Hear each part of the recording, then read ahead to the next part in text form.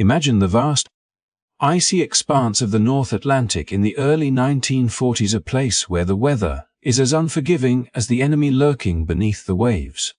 The sea is restless, churning with towering waves and hidden dangers. And every ship that dares to traverse these waters carries not just cargo, but the hope of a nation fighting for survival. At the heart of this perilous battlefield stands Admiral Karl Dönitz, the mastermind of Germany's U-boat fleet. With calculated precision, he commands his submarines, known as Wolfpacks, to strike at Allied convoys, aiming to cut off supplies and weaken Britain's war effort. Dönitz's ambition is staggering. He believes that control of the Atlantic is the key to victory, and his fleet of stealthy submarines moves like shadows beneath the waves, invisible yet deadly. Every convoy that sails from North America to Britain faces the threat of detection, ambush, and destruction. For Dönitz, this is not just warfare, it is a test of strategy, patience, and cunning. He relies on the coordination of his submarines, timing attacks under the cover of darkness, and exploiting every weakness in the Allied defenses. Yet, while Dönitz plots his assaults, the Allies are not standing idle. Britain understands that losing the Atlantic means more than lost supplies. It could tip the balance of the war. Every ship sunk carries not only cargo, but the lives of sailors risking everything to deliver vital food, fuel, and equipment. The stakes are immense, and the tension on both sides is palpable. In this story, we explore the clash between a fleet of submarines determined to dominate the ocean and a group of Allied strategists and sailors who refuse to be outsmarted.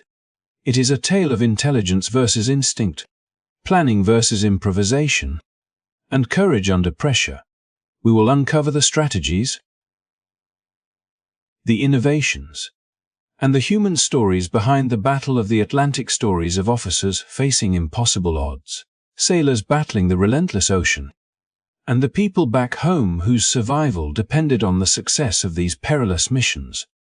As we dive into this historic conflict, you will see how clever tactics, determination, and teamwork shaped the outcome of one of the most critical campaigns of World War II.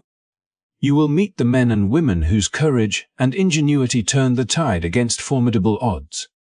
And you will understand why the Atlantic was not just a sea, but a battlefield that tested the limits of human endurance and strategic thinking. If you love history and want to explore stories that reveal the hidden strategies, daring maneuvers, and personal bravery behind World War II, make sure to like this video, subscribe to our channel, and hit the notification bell so you do not miss any of our deep dives into the remarkable events that shaped our world.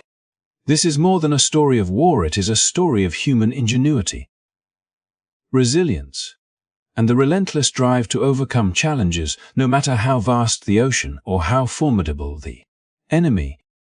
As the icy winds whipped across the North Atlantic, the strategic mind of Admiral Karl Dönitz orchestrated a terrifying vision of naval warfare that would come to be known as the Wolfpack tactic, a system designed to strike fear and chaos into the hearts of the Allies. Unlike traditional submarine attacks, which often relied on isolated engagements or opportunistic strikes, Dönitz's Wolfpacks operated with a precision that resembled a deadly dance beneath the waves, coordinated through careful timing and meticulous planning. Each submarine in these groups acted as both hunter and guardian, patrolling vast stretches of ocean, scanning for convoys that carried the lifeblood of Britain: food, weapons, and essential supplies. The term monster wolfpacks was not an exaggeration. These were enormous flotillas of submarines moving in tandem, each vessel aware of the others, communicating through encrypted messages, and positioning themselves to trap convoys in a deadly net. Imagine a convoy of 30 or 40 ships slowly making its way through the Atlantic, unaware that somewhere beneath the rolling waves, multiple U-boats are shadowing their path, patiently waiting for the perfect moment to strike. Dönitz understood the psychological as well as the physical impact of these operations. A single submarine could sink a ship, but a coordinated attack by a wolf pack could paralyze an entire convoy, turning the vast, open ocean into a corridor of danger where the enemy could never be certain when or where the next blow would fall. The complexity of this system was staggering. Dönitz relied on a network of intelligence, reconnaissance, and meticulous communication. U-boats patrolled in staggered lines, covering thousands of square miles of ocean, their commanders sharing sightings and coordinating attack patterns that ensured the maximum possible disruption. Convoys were often forced into defensive formations that slowed their progress, disrupted schedules, and increased vulnerability. And all the while,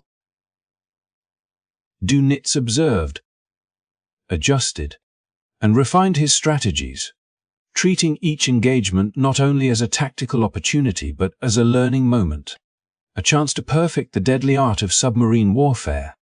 Yet, the brilliance of the Wolfpack tactic was matched by the danger inherent in its execution. The Atlantic was no forgiving battlefield.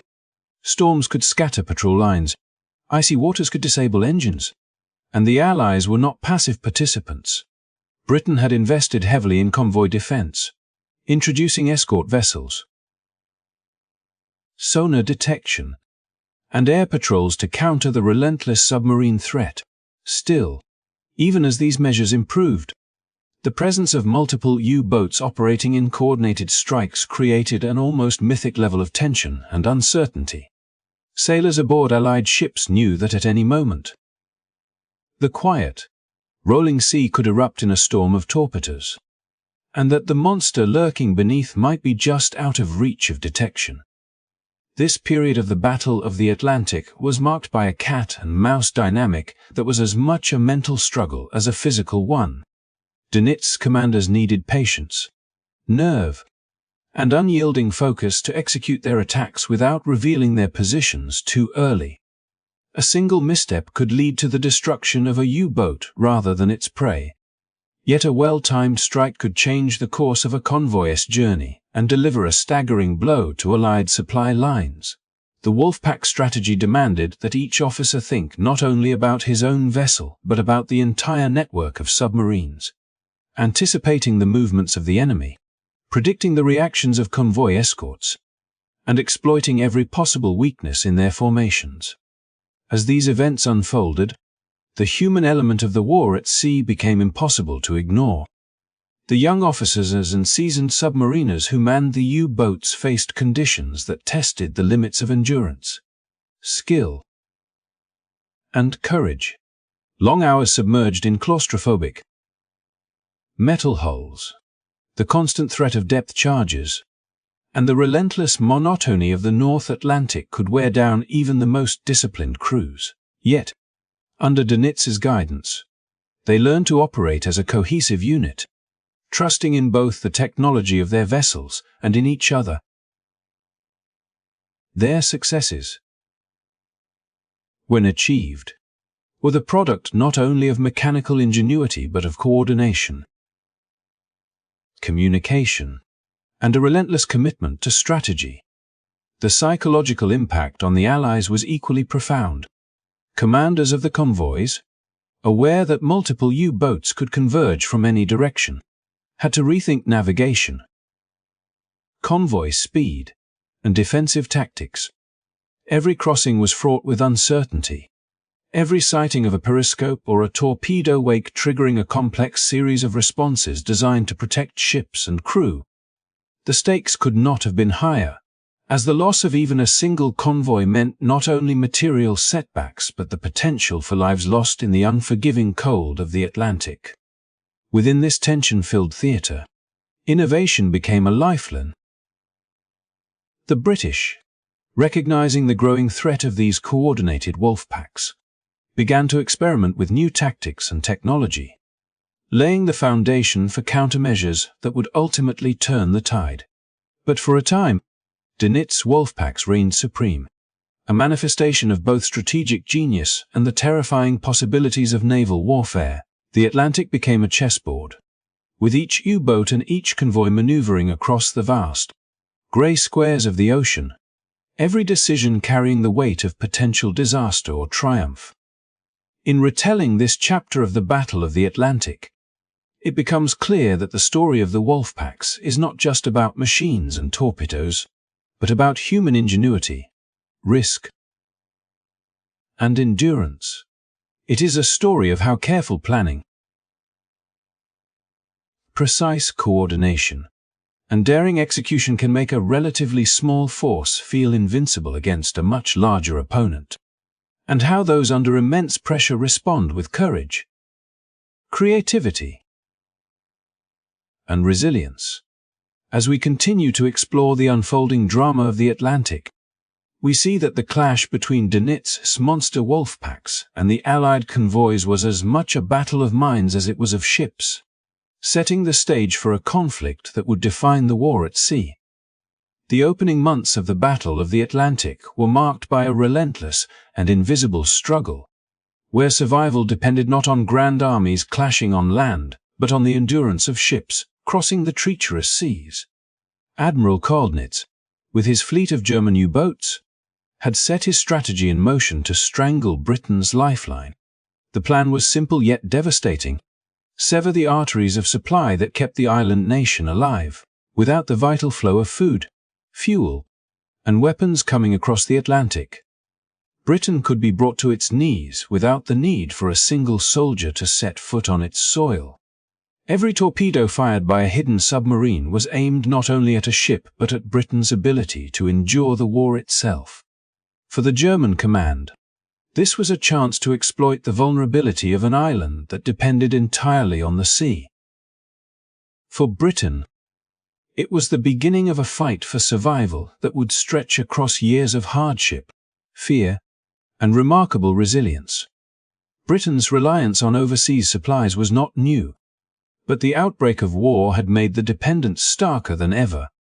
The country imported the majority of its food, along with raw materials and military equipment, all of which were essential for both civilians and the armed forces. With European ports closed off by German control and shipping lanes threatened, the lifeline across the Atlantic became the only path left open.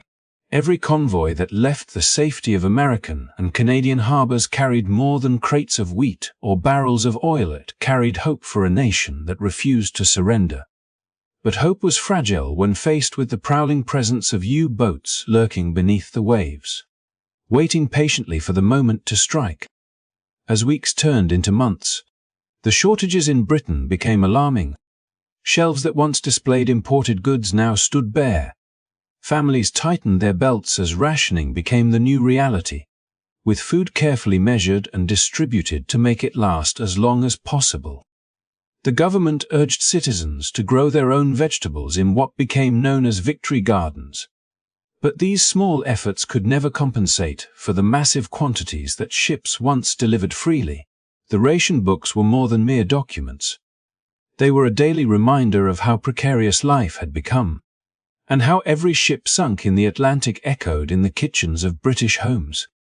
A missing shipment of grain might mean bread was scarcer that month, while the loss of oil convoys could hinder factories and slow the production of vital war equipment.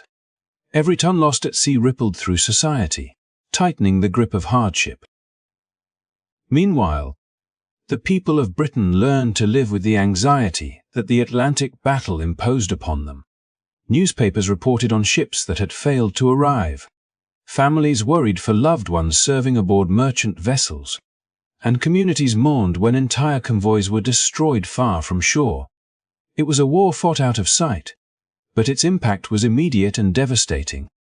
Unlike the bombing raids that left visible scars on cities, the U-boat campaign struck invisibly, leaving behind an absence that could be felt in empty shelves and silent ports. That absence was as powerful as any bomb, for it threatened to erode morale and wear down the endurance of an entire nation. The convoy system was introduced as a desperate measure to shield merchant ships from these silent predators. Merchant vessels, often slow and poorly armed, grouped together under the protection of naval escorts, hoping that strength in numbers might increase their chance of survival. the escort's destroyers, corvettes, and later aircraft carriers were tasked with patrolling the perimeters, listening for the telltale sounds of submarine engines, and launching depth charges into the depths. But the ocean was vast, and the U-boats, guided by Donitz's meticulous strategy of the wolf pack, often overwhelmed the escorts, attacking in coordinated groups under cover of night. What followed were chaotic battles where ships scattered in panic as torpedoes sliced through the water, exploding against hulls with deadly precision. In these desperate moments, survival was a matter of luck as much as skill. For Britain, each convoy that reached port safely was celebrated as a small victory, while each that failed left a scar that spread across the nation. The government issued strict measures to manage what little arrived, rationing everything from bread to butter, meat to sugar. Families queued for hours with ration books in hand, and meals were reimagined with substitutes and creativity to make supplies stretch further. Yet despite these efforts, hunger was a constant companion for many. Children grew up knowing scarcity as the norm, their formative years shaped by the shadow of shortages. Factories that needed steel, coal, and oil adapted to work with less, while the military learned to fight wars with resources stretched thin. The battle in the Atlantic was as much about adaptation as it was about confrontation. Still, resilience became a weapon in itself. British society adapted to this grim reality with determination. Radio broadcasts encouraged perseverance. Newspapers highlighted acts of bravery among merchant sailors, and communities rallied to support one another. The shortages, while painful, fostered a sense of unity, as everyone from factory workers to farmers to homemakers contributed to the collective effort to endure. Even the smallest act, such as planting vegetables in a backyard or salvaging scraps for recycling, was seen as a contribution to the survival of the nation. The Atlantic convoys were not just ships on the sea. They became symbols of sacrifice and perseverance, carrying not just supplies but the spirit of defiance across hostile waters. By 1941, Britain's plight had reached its most desperate stage. German U-boats were sinking ships at a rate that threatened to sever the island's lifeline completely. The shortages grew more severe, and the question of how long Britain could hold on became urgent. Yet, the same struggle that threatened to break the nation also forged its resolve. Each convoy that arrived intact was a reminder that survival was still possible, that the U-boats had not yet succeeded in their mission to starve an island into submission. And so, the battle continued across the waves, a relentless duel between hunter and hunted, where the fate of Britain hung upon every crossing of the Atlantic. In the midst of the desperate struggle for control of the Atlantic, when the German U-boats seemed to hold the upper hand and the sea lanes between North America and Britain appeared perpetually threatened, an unlikely unit was born that would quietly reshape the course of naval warfare. This was the Western Approach's Tactical Unit, or WARTU, a small, almost hidden group of officers, analysts, and even Wren's women from the Women's Royal Naval Service who were brought together in Liverpool to face the deadly problem of submarine attacks. What made WARTU unique was not its size, nor its resources, but rather the way it approached the problem. Through imagination, careful analysis, and an almost theatrical form of wargaming that allowed commanders to test and refine tactics before they were tried in the unforgiving reality of the open sea. At the center of this endeavor was Captain Gilbert Roberts, a man, despite being retired due to illness, returned to service with a determination that matched the urgency of Britain's situation. Roberts was joined by Captain Wren and a dedicated group of Wrens, whose sharp minds and methodical patience made them ideal for the work ahead. Instead of confronting submarines with sheer firepower alone, they began asking questions. How could convoys maneuver to minimize losses? How could escorts anticipate the moves of the invisible enemy below?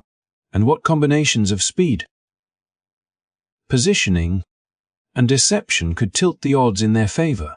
To answer these, they transformed a simple floor space into a stage for naval combat, laying out chalk lines that represented convoys, escorts, and the lurking predators beneath the waves. Here, in this converted hall, officers and wrens acted out the movements of ships and submarines. They pushed counters across the floor, simulating torpedo spreads, zigzagging escorts, and the relentless pursuit of convoys through stormy seas. Each wargame was not just a rehearsal but a laboratory, one where failures could be studied without the cost of human lives, and where bold new ideas could be tested against the cunning logic of the submarine commanders they sought to outwit. Mistakes were not seen as defeats but as vital clues, revealing weaknesses in existing doctrine and pointing the way toward solutions that could be applied at sea. The atmosphere in Watu was intense but also creative. Officers who came from sea duty to participate in these exercises often arrived skeptical, but they soon found themselves immersed in a world where the chalk lines on the floor carried the weight of entire convoys, and where each maneuver meant the difference between survival and destruction. Roberts and Wren encouraged debate, pushing participants to think like the enemy, to anticipate not only what a submarine might do, but also what a commander might overlook under the stress of battle. In this way, Watu fostered a culture of critical thinking that contrasted with the rigid traditions often associated with naval hierarchy. One of the most important breakthroughs to emerge from these sessions was the refinement of convoy escort tactics. Instead of chasing submarines individually and leaving gaps in protection, Watu emphasized coordinated group maneuvers that forced U-boats into defensive positions. They discovered that by working together in disciplined formations, escort ships could herd submarines away from convoys, using depth charges not merely as weapons but as tools to shape the battlefield. These insights transformed the way naval officers thought about anti-submarine warfare, shifting it from a reactive struggle into a contest of strategy and foresight. Equally vital was the psychological effect of the training. Commanders who had felt helpless against the sudden shock of submarine attacks gained new confidence when they saw, through the games, that there were patterns to be recognized and countermeasures to be applied. Instead of reacting blindly in the heat of combat, they now carried with them a mental library of scenarios rehearsed on the floors of Watu. When the real torpedoes came, they were not facing chaos, but a familiar problem for which they had already practiced the solutions. The influence of Watu spread far beyond the walls of Liverpool. As officers returned to sea with fresh knowledge, they carried the lessons into the convoys crossing the Atlantic. Reports began to filter back of engagements where U-boats were not only repelled but destroyed. Outcomes that once seemed impossible in the dark early days of the Battle of the Atlantic. Slowly, the tide began to shift. The convoys that had once been massacred in open waters now arrived with greater frequency and safety, sustaining Britain's lifeline of food, fuel, and arms. Each safe arrival was, in part, a victory for the quiet work of Roberts, Wren, and the wrens who moved their chart counters with such care. What is striking, when looking back, is how much of this success depended on people who had never fired a shot in anger at sea. The wrens, often overlooked in the grand narratives of war, played crucial roles in plotting movements, recording outcomes, and even suggesting alternatives that seasoned officers had missed. Their contribution was not merely clerical but intellectual, proving that insight and creativity were just as important as rank or battlefield experience in the struggle for survival. Watu became a rare place where hierarchy yielded to collaboration, where ideas could triumph regardless of who voiced them, and where the imagination became a weapon every bit as powerful as a torpedo. As the war dragged on and the Allies gained greater control of the Atlantic, the story of Watu remained largely in the background, overshadowed by the more visible triumphs of massive naval battles and grand strategic campaigns. Yet those who knew the truth recognized that the painstaking work of simulation and tactical innovation had been one of the hidden pillars of victory. Without the foresight and ingenuity of Roberts, Wren, and their team, the convoys might have continued to suffer unbearable losses, and the flow of supplies that sustained Britain could have been fatally disrupted. In the end, the legacy of the Western Approach's tactical unit is not only the tactics it developed, but also the lesson it teaches about the nature of warfare itself. Battles are not won by strength alone, but by minds willing to question, to test, and to innovate. In a war often remembered for its machines, it was the chalk lines on a floor in Liverpool, moved patiently by officers and wrens, that helped to secure the survival of a nation.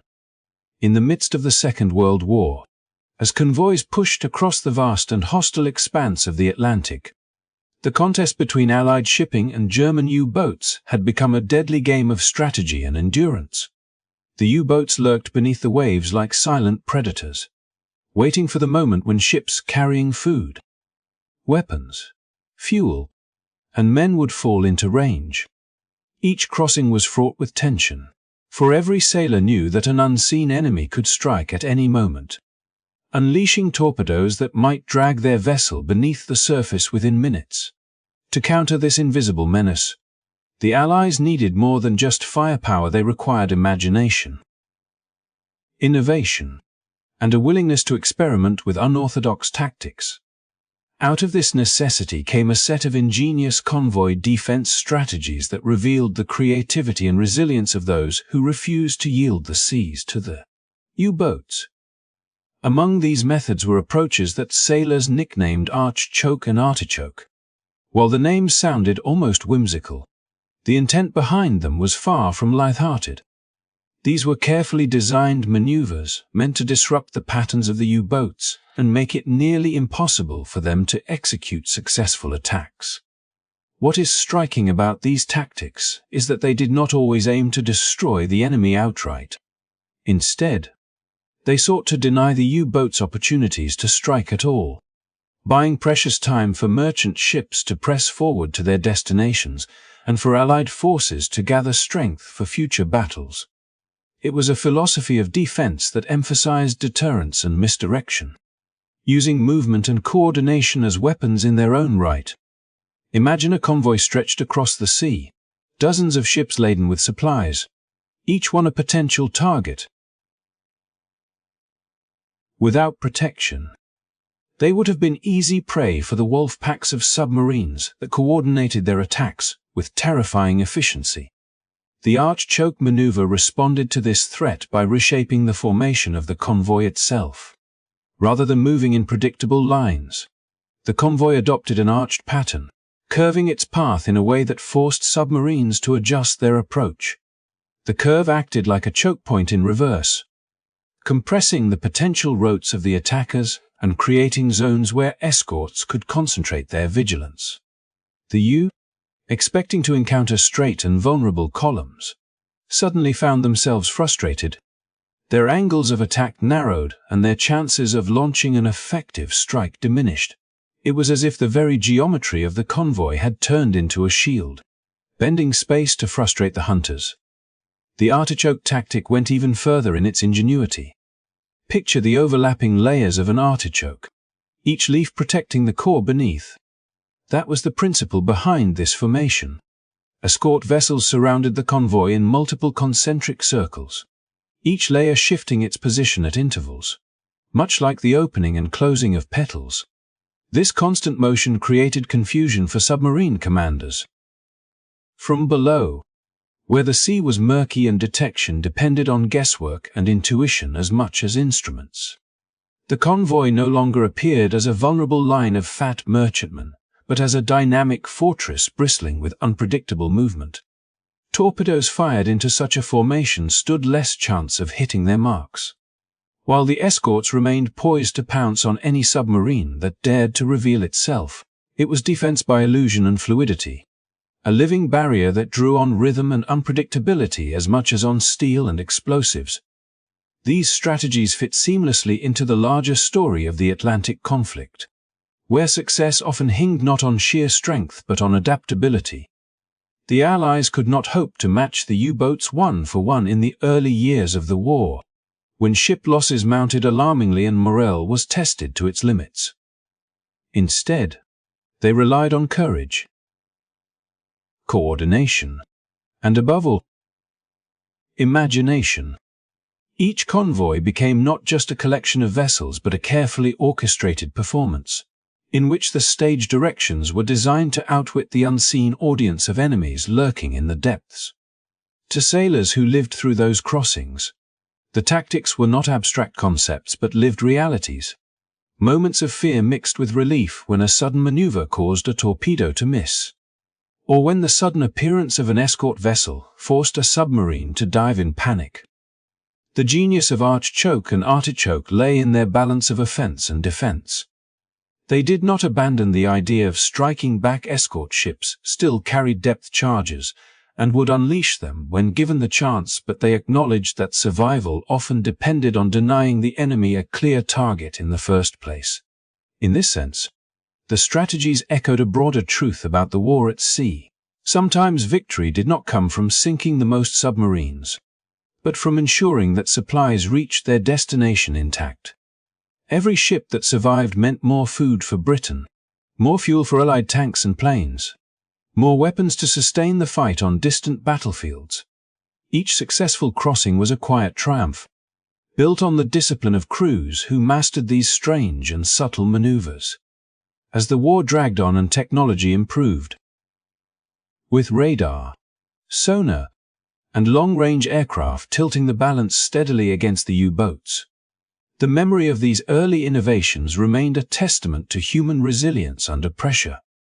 They remind us that strategy is not always about overwhelming force but about cleverness, adaptability, and the ability to turn weakness into strength. The convoys of the Atlantic were not just battles of guns and torpedoes but contests of the mind, in which both sides sought to anticipate, deceive, and outmaneuver the other, and in the arched lines of ships curving across the waves, or in the shifting, layered screens of escorts guarding the vulnerable heart of a convoy, we see the creativity that allowed ordinary sailors to defy extraordinary danger.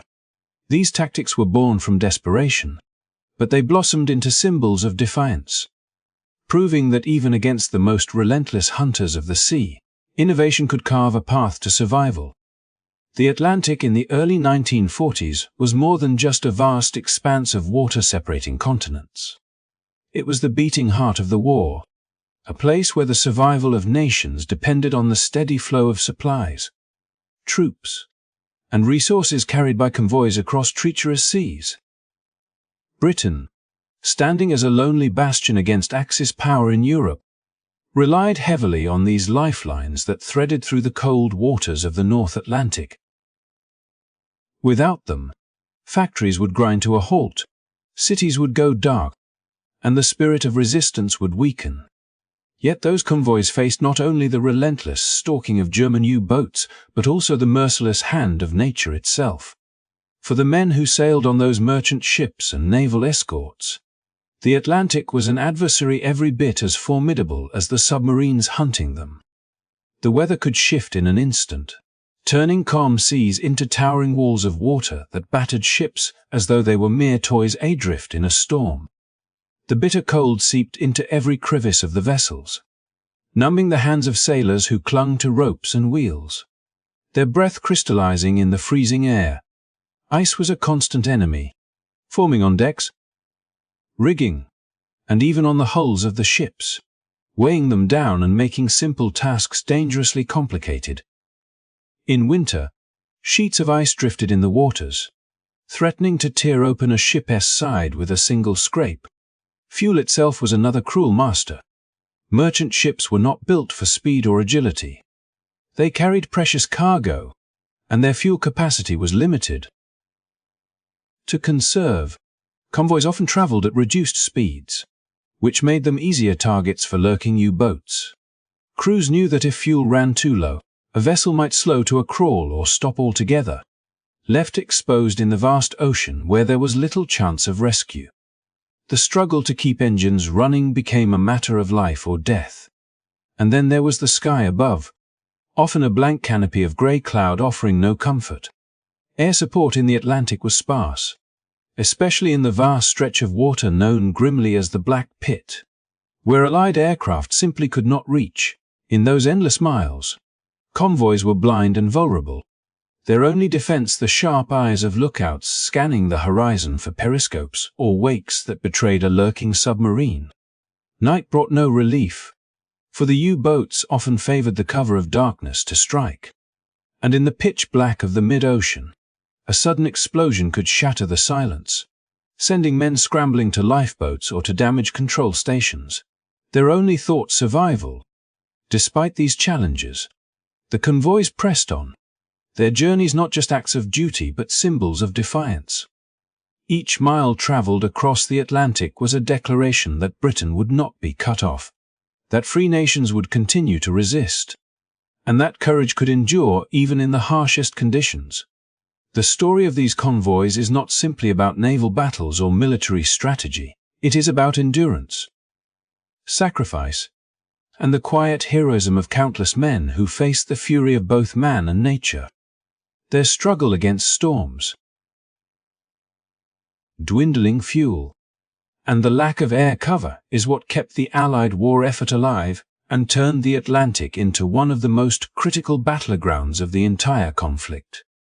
Beneath the waves of the Atlantic, where steel hulls creaked and salt water pressed against the fragile boundary between life and the crushing deep, the men of the U-boat fleet found themselves tested not only by their enemies but by the weight of survival itself. They had already endured the relentless pursuit of Allied destroyers and the terrifying thunder of depth charges that shook their world without warning. But even in the quieter moments of the long patrols, another kind of battle unfolded, one that revealed the profoundly human side of naval warfare. For weeks at a time, officers and crew were confined to a narrow tube of steel, where every corner carried the smell of oil, sweat, and damp uniform, and where personal space was little more than an illusion. Rations were scarce, and as supplies dwindled, meals became monotonous repetitions of tinned meat, stale bread, and the occasional potato, a far cry from the hearty meals of home. Food was not merely sustenance. It was a reminder of what had been left behind, of warm kitchens and families waiting far away. And each small bite carried with it the sting of longing. The struggle went deeper than hunger. Sleep was fragmented, stolen in snatches as the boat's routines demanded constant vigilance, and the air itself seemed heavy, carrying the lingering traces of diesel fumes mixed with the faint staleness of recycled breath. These conditions gnawed at nerves already frayed by the pressure of constant danger. And yet, amid such hardship, bonds were forged that held the crew together more strongly than steel. Officers carried the burden of command, knowing that every decision could mean life or death, while the crew looked to them not only for orders but for reassurance, for a sense that even in the chaos, there remained some form of order and purpose. Still, behind the discipline and the hierarchy, each man wrestled with his own emotions. Letters from home, read and reread until the paper grew thin, became lifelines to another world, reminders of wives, children, or sweethearts whose faces lived in memory. The ache of separation was sharp, yet unspoken, for these men knew that to show too much longing was to open a door to despair. And in the close quarters of the submarine, despair was a contagion as dangerous as any enemy weapon. Jokes were told, songs were sung in quiet moments, and laughter, when it came, was a defiance of the gloom, a spark of humanity against the suffocating press of isolation. There were moments of tension not born of battle, but of cramped living and endless repetition.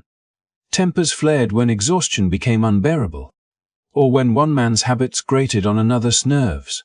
Yet reconciliation was often swift, for resentment could not survive long in such close confines. Each man understood that his life rested in the hands of the others, and grudges were luxuries no one could afford. These emotional currents shaped the hidden rhythm of life below the waves. A rhythm marked by endurance, by the quiet resilience of ordinary men asked to perform extraordinary feats in an environment that tested body and spirit alike. Through it all, there remained a sense of purpose, a conviction instilled by their leaders that they were part of something larger, something that reached beyond the steel hull and the endless sea. Yet beneath that purpose beat hearts that felt fear, that longed for comfort, that carried the weight of uncertainty. It is this duality that makes their story so compelling. The image of hardened sailors, faces etched with resolve, who were at the same time sons, husbands, and brothers, caught between the call of duty and the pull of humanity. The war at sea may often be told in terms of ships and strategies, of victories and losses measured in tonnage and charts. But within the narrow confines of those submarines, the true battle was often far more intimate. It was the battle to remain human in the face of unrelenting hardship, the battle to hold on to hope when the ocean threatened to swallow it whole, the battle to endure together when isolation could so easily divide. Their struggles remind us that behind every maneuver and every mission were men whose courage was not only in facing the enemy but in facing themselves, and whose endurance was not only in weathering storms and depth charges but in surviving the silent grind of hunger, exhaustion, and longing. It is in these personal stories, woven into the larger tapestry of the war at sea, that we find the heartbeat of history, a reminder that even in the darkest depths, the light of human resilience never fully fades. And as we continue our journey through this chapter of the Atlantic conflict, let us remember that the steel of the submarines may have carried them through the ocean, but it was the steel of their spirits that carried them through the endless days and nights of survival. In March 1943, the Battle of the Atlantic reached one of its darkest and most decisive moments, a period when the very survival of Britain and the success of the Allied war effort hung in the balance. The German U-boats, organized into deadly formations known as wolf packs, prowled the vast expanse of the Atlantic Ocean with ruthless efficiency. They were no longer lone hunters. They were coordinated predators, striking in numbers and with precision. That month alone, these wolf packs succeeded in sinking 22 Allied ships, sending over 300 sailors to their graves beneath the cold waters of the Atlantic. It was not just a series of losses on a balance sheet of war, it was a human tragedy, and a chilling reminder of how precarious the struggle for control of the seas had become. To truly grasp the significance of this moment, one must understand the broader picture. The Atlantic was not merely a stretch of water. It was the lifeline of the Allied cause. Across it flowed the convoys of merchant ships carrying food, weapons, fuel, and reinforcements from North America to Britain and the Soviet Union. Without these supplies, Britain would starve, and the Soviet front would weaken, giving Germany the upper hand in a war that demanded resources as much as bravery. The Germans knew this and dedicated enormous effort to choking off that lifeline. Admiral Koldnitz, commander of the U-boat fleet, perfected the Wolfpack tactic, sending groups of submarines to shadow convoys until they could converge in force, overwhelming the escorts and tearing the merchant fleet apart under cover of night. Imagine the scene aboard one of those merchant ships in March 1943. The crew lived in constant tension, scanning the horizon by day and listening for the dreaded sonar echoes at night. The ocean seemed endless, yet they knew the U-boats lurked just below its surface, invisible and patient. When the attack finally came, it was sudden and terrifying. Torpedoes streaked through the water, striking ships with devastating force. The explosions ripped through steel hulls, sending flames and smoke into the night sky, illuminating a battlefield that was as merciless as any fought on land. Men scrambled to lifeboats, but in the freezing waters of the North Atlantic, survival was far from guaranteed. For the families waiting at home, telegrams would later deliver the heartbreaking news that sons, brothers, or husbands would not return. Yet these losses also underscored the ferocity of the battle being waged and the resilience required to endure it. For the Allied commanders, March 1943 was a wake-up call. The scale of destruction showed that the current defensive measures were insufficient. Escort ships were too few, air cover was limited, and technological tools like radar and sonar were still being refined. The Germans had pushed their advantage to the brink, and there was a real fear that the Allies might not hold out if the carnage continued at that pace. In fact, some historians argue that March 1943 was the closest Germany ever came to winning the Battle of the Atlantic. For if the U-boats had managed to strangle the supply lines entirely, the Allied war effort could have collapsed before the tide turned. But the story does not end with despair. The very intensity of the threat sparked innovation and determination. Allied leaders recognized that the battle could not be won by endurance alone. It demanded adaptation. Convoy systems were reorganized, more escort vessels were deployed, and new tactics were tested. The introduction of long-range aircraft began to close the infamous mid-Atlantic gap, where ships had previously sailed without air protection. Advances in radar and code-breaking allowed the Allies to anticipate U-boat movements and strike back with greater effectiveness. Depth charges came more precise, and hunter-killer groups were formed to pursue submarines aggressively rather than merely defending convoys. The sailors who survived March 1943 carried with them not only the scars of loss, but also the determination to ensure that such devastation would not be repeated. When we look back at March 1943, the numbers 22 ships sunk, over 300 sailors killed stand as grim statistics. Yet behind each number was a life, a story, and a dream that was cut short. At the same time, those sacrifices highlight the extraordinary stakes of the conflict and the razor-thin margin between victory and defeat. The Wolfpacks had shown their power, but they had also exposed the desperation of a German strategy that relied on breaking Allied morale.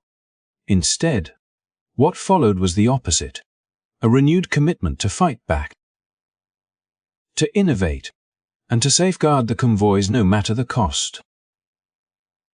Within months, the tide would begin to turn, and the hunters of the deep would find themselves hunted in return. Thus, March 1943 was not only a month of tragedy, but also a turning point in the longer arc of the war. It crystallized the danger, but it also inspired the resilience that would ultimately secure the Atlantic lifeline. In the endless battle between submarine and ship, between hunter and hunted, this moment stands out as a testament to both the peril of the times and the resolve of those who endured them. The sacrifices of those sailors were not in vain, for they underscored the importance of adaptation, unity, and perseverance in a conflict that tested humanity to its very core. Their story remains woven into the broader fabric of the war, a reminder that even in the darkest hours, determination and ingenuity could light the path toward eventual victory. As the struggle for control of the North Atlantic intensified, the convoys became more than just lines of ships carrying supplies across the ocean. They became lifelines, fragile yet unyielding, stretching from the harbors of North America to the battered ports of Britain. The U-boat fleet under Admiral Cold Nitz had inflicted heavy losses in the early stages of the campaign, and for a time it seemed as though the Allies would never be able to maintain the flow of goods, weapons, and reinforcements that Britain so desperately needed. Yet history often turns not on a single event but on the gradual accumulation of changes, adjustments, and lessons learned under fire. One of the most important of these changes was the introduction of extra support ships and rapid response units. A seemingly simple adaptation that dramatically altered the course of the battle for the Atlantic and began to tilt the balance away from the hunters and toward the hunted. At first, the convoys were guarded by a small number of escort vessels, often stretched thin across a wide expanse of ocean. U-boats, operating in coordinated wolf packs, would shadow a convoy for days, striking under cover of darkness and slipping back beneath the waves before the defenders could mount an effective counterattack. These raids were devastating, and for the merchant sailors, every night felt like an ordeal of waiting, listening, and hoping that the next torpedo would not find their ship. The inadequacy of the early escort system was plain to see, and though courage was never in short supply, the tools needed to counter the threat were lacking. It was then that Allied planners began to think differently, to recognize that flexibility and speed were as crucial as firepower. Extra support ships were added not as permanent members of each convoy, but as roving units, able to move quickly to reinforce vulnerable groups, chase down submarine contacts, or replace escorts that had been lost or diverted. These were not just additional holes in the water. They were an embodiment of adaptability, a recognition that the battle was as much about outthinking the enemy as outfighting him. Alongside them came the rapid response units, small, fast groups designed to pounce on U-boats before they could vanish into the depths, turning the tables on the hunters and instilling a new sense of uncertainty into the once confident wolf packs. The impact of these innovations was profound. Convoys that once felt exposed now had a layer of resilience, a capacity to absorb attacks without collapsing. For the men aboard the merchant vessels, the sight of support ships arriving on the horizon in a moment of crisis was more than a tactical advantage. It was a reminder that they were not alone, that the vast ocean did not belong solely to the U-boats. The mere knowledge that reinforcements could arrive at any time made the convoys harder to intimidate, and the crews more determined to hold their course. For the U-boat commanders, the change was unsettling. Where once they had prowled with near impunity, now they faced a foe that could respond with speed and coordination. A submarine that attacked recklessly risked being pursued relentlessly, sometimes for days, as the rapid response units tracked it with sonar and depth charges, pressing home attacks until the hunter became the hunted. This shift in dynamics did not happen overnight. But gradually, the fearsome aura of the wolf packs began to erode, replaced by an awareness that the ocean was no longer theirs to dominate without challenge. Perhaps most importantly, these adjustments demonstrated the power of careful planning and innovation. The Allies did not possess an endless supply of ships, and every decision carried risks, yet the willingness to experiment, to commit resources in new ways, and to trust in the ingenuity of their crews made the difference between survival and collapse. What had once seemed a desperate defensive struggle began to take on the contours of a contest in which the Allies could claim the initiative. Each successful convoy that reached its destination reinforced this momentum. Each U-boat sunk a testament to the growing strength of the strategy. This was not just a technical or military evolution, but a human one. The sailors who endured the long voyages, the planners who worked tirelessly to refine their systems, and the commanders who risked their ships in pursuit of submarines all contributed to a transformation that changed the rhythm of the Atlantic War. The convoys, once fragile and beleaguered, grew into resilient arteries of supply, pulsing with the lifeblood of the Allied war effort. Britain, which had stood on the brink of isolation, now began to feel the stirrings of renewed confidence. The story of these extra support ships and rapid response units is more than a footnote in the history of the Second World War.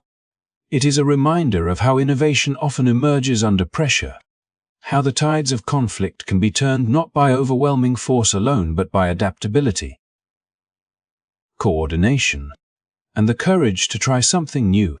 In the cold, grey waters of the Atlantic, where so many battles were fought out of sight of the wider world, these changes proved decisive. They showed that even against an enemy as formidable as the U-boat fleet, resilience and ingenuity could prevail, ensuring that the convoys continued to sail, and with them, the hope of victory. Success in the Battle of the Atlantic depended on coordination, strategy, and adaptability, showing that intelligence and preparation can outmatch brute force. As the long struggle stretched on, it became clear that victory was never secured by any single battle or invention, but by the steady accumulation of small decisions, new ideas, and the willingness to learn from failure. The oceans were vast, unforgiving, and deadly, yet the Allies found a way to bend the tide of war in their favor. Convoys that once sailed in constant fear of sudden attack began to move with growing confidence, shielded by escort, reinforced by aircraft, and guided by intelligence that turned the unknown into the predictable. The story of the Atlantic was not one of sudden triumph, but of patient endurance. Every sailor who stood watch on a freezing night, every pilot who scoured the endless waters for the dark shape of a predator beneath the waves, and every codebreaker who sat for hours before a tangle of numbers and symbols contributed to this invisible but vital front. It was a battle not for territory but for survival, not for glory but for the lifeline that kept nations alive. Without the supplies, food, weapons, and fuel carried across those dangerous waters, no army in Europe could have continued the fight. This victory was built on innovation and cooperation. The addition of extra support ships, faster response units, and carefully designed escort formations transformed vulnerable convoys into moving fortresses. Aircraft, once scarce, soon became the eyes that spotted danger from above. New technologies such as radar and sonar shifted the balance of power, while the work of decoding enemy signals ensured that convoys were rarely sailing blind. Each improvement might have seemed small on its own, but together they created a shield stronger than steel. It was proof that in times of crisis, resilience is not found in sheer strength alone, but in the ability to adapt, to change, and to believe that tomorrow can be safer than today. Looking back, the Battle of the Atlantic reveals more than just a military struggle. It is a lesson in human determination. The sailors who braved those waters often lived with the knowledge that they might never return home. Yet they sailed anyway. Because without them others would not survive. The commanders who shifted strategies and redesigned protections showed that even in war, wisdom and creativity matter as much as courage. The scientists, engineers, and intelligence officers who worked behind the scenes reminded the world that every war is fought not only with weapons but also with ideas. In the end, the Allies did not win the Atlantic because they had more ships or more men. They won because they learned to use their resources wisely, to share information quickly, and to anticipate rather than simply react. They showed that even the darkest seas can be navigated when guided by cooperation, discipline, and the faith that persistence will outlast fear. As we close this story, let us reflect on what it teaches us today. Challenges in life may seem overwhelming, like an endless ocean filled with unseen dangers. But history shows that with preparation, intelligence, and unity, even the most daunting battles can be endured and overcome.